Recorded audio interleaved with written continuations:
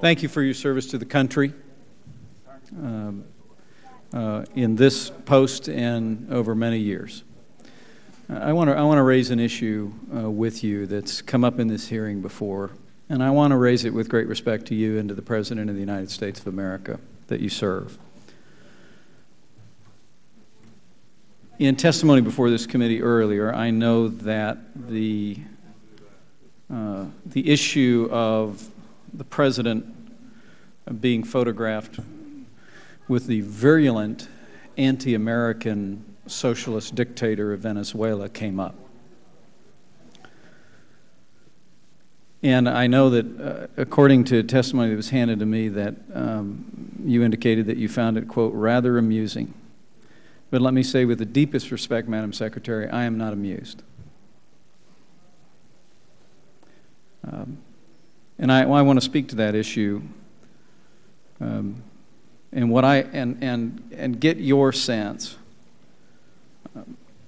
as an American who is both known and respected around the world about the wisdom of the leader of the free world being seen in that kind of a setting with that kind of a socialist dictator. Hugo Chavez is, we all know, a Castro wannabe in the region. He has oppressed the media. He has bullied economic interest in the country. He has blacklisted political opponents from state agencies. There are reports, of which you are well aware, of his lack of cooperation on our efforts to confront narco-terrorism in the region. There are reports of worse by that government. And of course, he has openly supported Iran's nuclear ambitions and has referred to the predecessor of the 44th president as some sort of a demon, which would not be inconsistent with his long history of spewing vile intentions toward the people of the United States of America. You made a comment that I quote with great respect in July of 2007 in another context, I want to admit, in which you said, and I quote, with regard to potential meetings with North Korea, Venezuela, or leaders of Cuba, you said, quote, I will not promise to meet with the leaders of these countries during my first year because you said, and I quote with much agreement, I don't want to be used for propaganda purposes. And so my question, Madam Secretary, is, in light of your previously stated insight, isn't it true that having the President of the United States be seen on the world stage warmly greeting a virulent anti-American socialist dictator, that intentionally or unintentionally our President was used for propaganda purposes, to borrow the phrase that you used?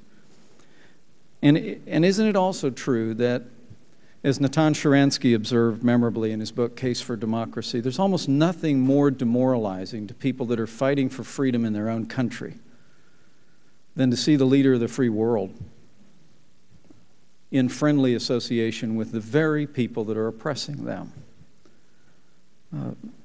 Sharansky said we could, quote, never fully prepare ourselves for the disappointment that came from seeing the free world abandon its own values in that context. And so, in a very real sense, I wanted to invite, in a respectful way, your thoughts about that, recognizing that you serve this President, but also expressing to you my profound concern that this administration allowed itself, intentionally or unintentionally, to be used to prop up and promote the image and the interests of a virulent anti-American, a socialist dictator in Venezuela.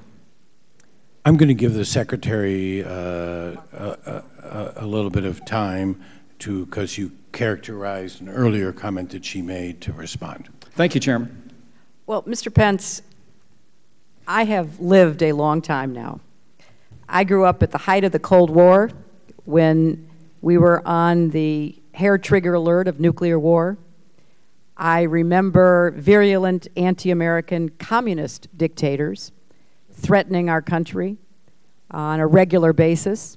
And I remember our presidents meeting with them, shaking their hands, and negotiating. They did not do so without conditions or without strong principles, but they did so. I've also seen us establish normal relations with Vietnam. I have seen the 30 years of normalized relations with China.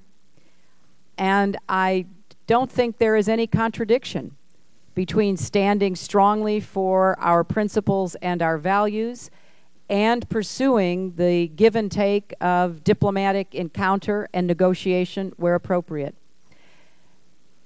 I think that your strong feelings about Hugo Chavez are certainly understood, because he has clearly been someone who has behaved in ways that don't accord with our values and our principles.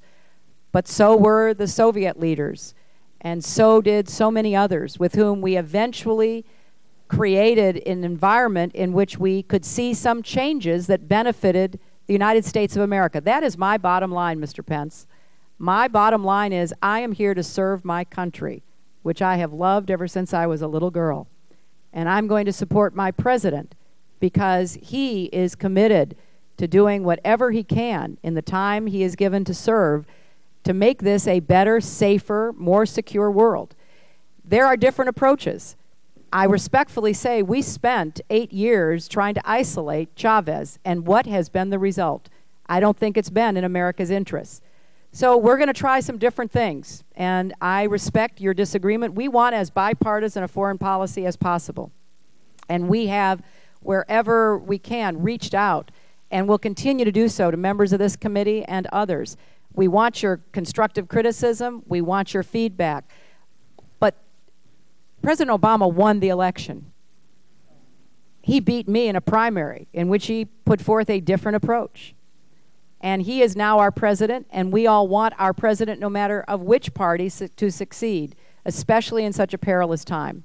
So I appreciate your strong feelings, but I think that we are pursuing a course that may very well open up some additional opportunities that we hope will be in our interests and advance our values and protect our security. Thank you.